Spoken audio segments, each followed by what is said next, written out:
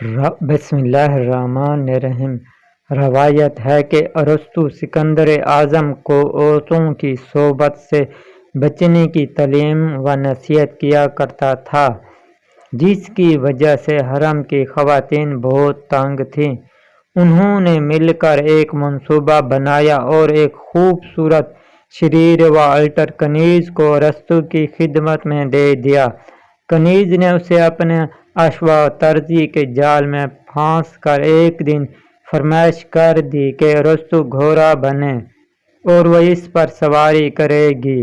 جب یہ مذکورہ تاریخی واقعہ وقوع پذیر ہو رہا تھا، بعینہ اسی وقت خواتین حرم سکندر سمیت کمرے میں داخل ہوئیں۔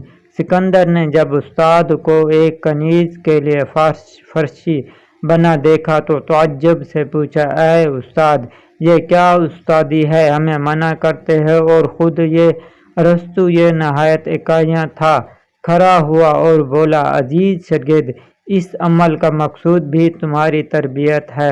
خود سوچو، جو عورت تمہارے استاد کو گھوڑا بنا سکتی ہے، تمہیں تو وہ گدھا بنا کر رکھ دے گی۔